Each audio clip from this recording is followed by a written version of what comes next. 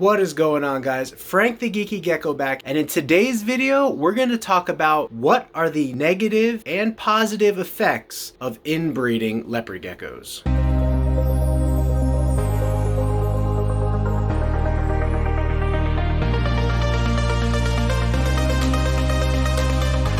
Selling in the billions each year, Rainbow Mealworms is your one-stop shop for all your insect needs. Their quality feeders and A+ customer service keep me coming back to support the health and growth of all of our animals. Visit them today at rainbowmealworms.net to place your order. Okay, now real quick, there is a difference between line breeding and inbreeding. Line breeding is when you breed animals of similar characteristics. For example, dark animals with other dark animals, orange animals with other orange animals. That is line breeding. Inbreeding is line breeding to the next level, meaning that you're breeding family members of geckos to each other. So you might be breeding a dad gecko to a daughter gecko, or a mom gecko to a son gecko, all to obtain that certain high contrasted look or color that you're going for. Both line breeding and inbreeding does have its benefits. It allows you to get geckos that look really, really superb. Like you can see, this is both a line bred and an inbred tangerine, and it turned out very nice. The oranges are very like rusty red. She has some green coloration on her head, and she carried over a very nice tangerine look. That's because she was bred in a lineage of tangerine leopard geckos. This is probably our darkest black knight leopard gecko, and so typically black knights were inbred and line bred. So the original creator took a female over here, another female over here, and bred the same male to both of those females, meaning that all of those females' offspring are already sharing 50% of the same male's DNA,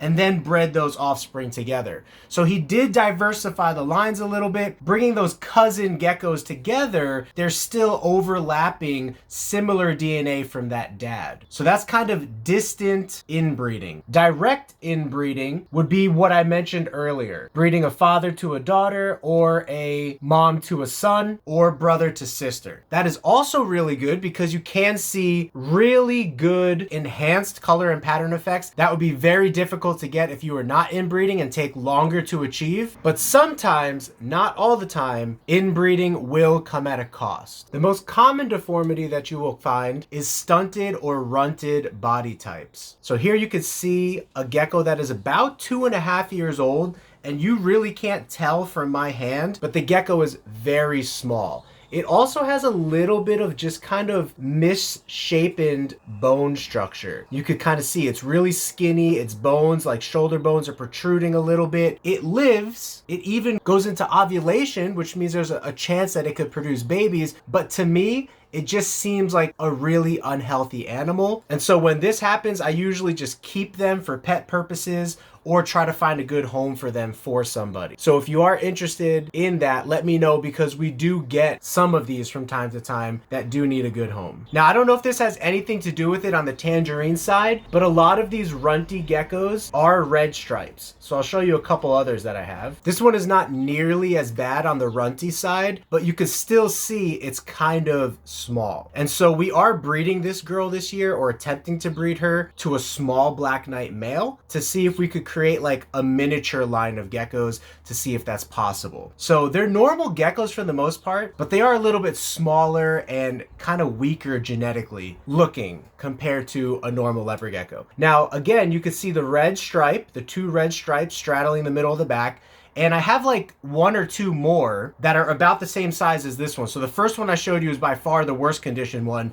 And the other three are actually like breedable. They're not as bad condition, but you can see that they have also really intense coloration. I noticed that a lot of the runty geckos have really, really intense coloration, and that's due to the inbreeding side of things. When you're combining orange to orange inside of one family lineage, like cousins or brothers and sisters or parent and child, I noticed that a lot of times the ones that do come out runty or a little bit stunted they will have amazing pattern and color manipulation. So I don't know what the tie-in is there. It's just a heightened amount of orange pigment being concentrated into that gecko, and probably all those genetic locations being mutated might be contributing to the overall lack of size and sometimes health or bone structure of these inbred geckos. Okay, now as you saw earlier in this video, the good side of inbreeding direct family members to each other, it will heighten the color, the pattern, whatever you might be going for in that direct lineage because they're the most closely related. The problem is a lot of times what we will see is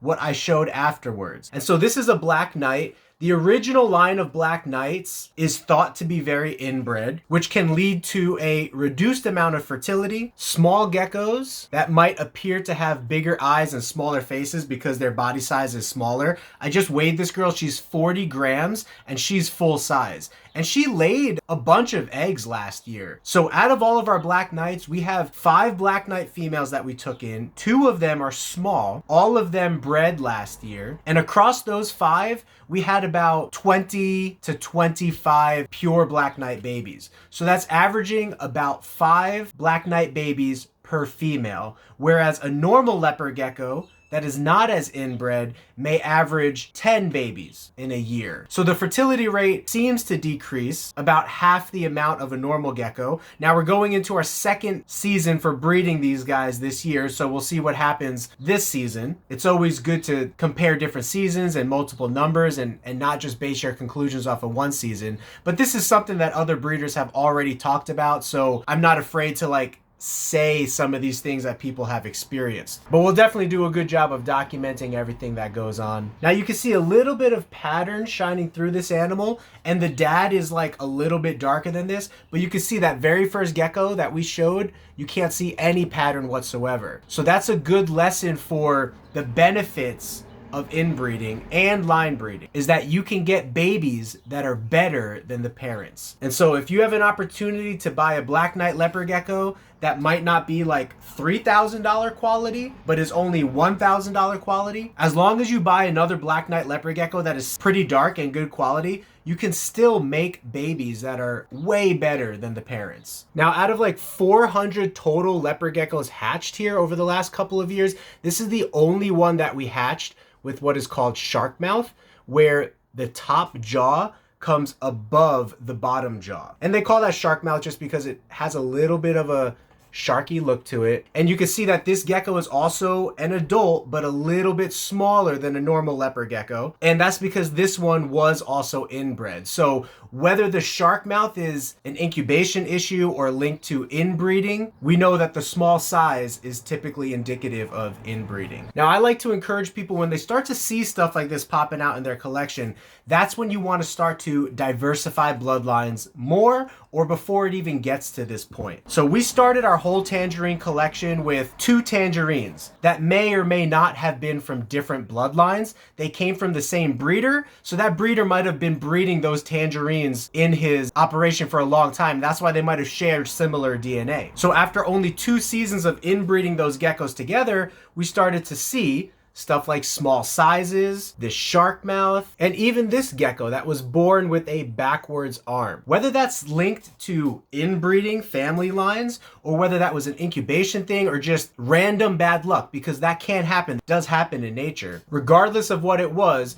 we grow up all these geckos and treat them just like we do our normal geckos. They get weekly care, weekly food, extra care if they need it. And I'm really interested to see if it is genetic. So this one is actually breeding for us right now. I was really surprised that this one made it. When this one was born, its whole chest was dark, its arm was backwards, and I seriously thought that it had a blood clot and it wasn't going to make it. But look, this one grew up just fine. This is a normal sized female leopard gecko, and it just walks around with its stubby little arm over here. It is a first year breeding female, so we are getting some infertile eggs from her. She'll be going into her best years of breeding over the next couple years, and we'll be able to see what happens with her babies. And we are now putting her to a completely different tangerine bloodline that we got from a different breeder. It's a different name tangerine bloodline. So even though some tangerine bloodlines are connected and related in a way, if you buy into tangerine bloodlines from other breeders and other tangerine bloodline names, you stand a better chance of avoiding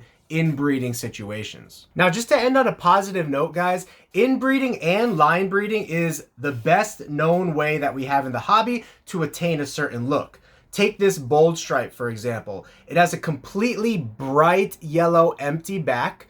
It has two really nice dark bold stripes going down its sides, and some bold stripes will even have stripes going down the tail. And the way that you get that is by breeding geckos that look the same to each other. A lot of times those geckos are related. Sometimes those geckos are less related or not related at all. But most of the time they share some DNA, because even if I take this female and breed two different males to her, 2 different years, the babies that she's passing on still share her DNA. So if I breed those babies, those cousins back to each other, they still have her DNA at its roots, and therefore you're inbreeding at that point. Look at the wonderful appearance that you can get from inbreeding. She has a little horseshoe on her head, and so inbreeding and line breeding is not always bad. It's just when you start to see negative effects, even before you start to see negative effects, be prepared to have other bloodlines that are not related at all or not as closely related to put into those projects, so that you avoid inbreeding genetics and issues as much as possible. Now here's a beautiful Black Knight leopard gecko produced from our Black Knight breeding group last year. And so you can see that just because a mom may be small doesn't mean that her babies are automatically going to be small. Some might pop out small, some might pop out perfectly fine sized, just like this. What did you think about this video, guys? I like to show the good, the bad, the ugly, everything in the hobby for you to be aware of as a breeder, to best prepare you for your journey and endeavor as a leopard gecko breeder in this hobby. I think leopard geckos offer so much diversity of color and pattern and combinations of the two that we still have many new projects that we could work on for years to come. One of the things that I'm really excited about is outcrossing the Black Knight project. So although we have about 20 to 25 pure Black Knights that were bred to each other in that inbreeding, line breeding group, we're also breeding our Black Knights to other genetics completely unrelated. And in some projects, we're going as far as breeding Black Knight into wild types like Fasciolatus, Afghanicus, and Turkmenicus. Those sets of DNA are so much farther than the normal macularis set of DNA, and they are interbreedable, so we're really excited for those results. Imagine a Fasciolatus Black Knight or an Afghanicus Black Knight. How cool would that be? Leave a comment below with your questions, also letting me know what you think. Have you encountered any other health conditions or issues that I did not mention in this video? Leave a comment below. Until next time, my friends, be safe, pursue your passion, and I'll see you in the next video. Have a geeky gecko great day. Peace.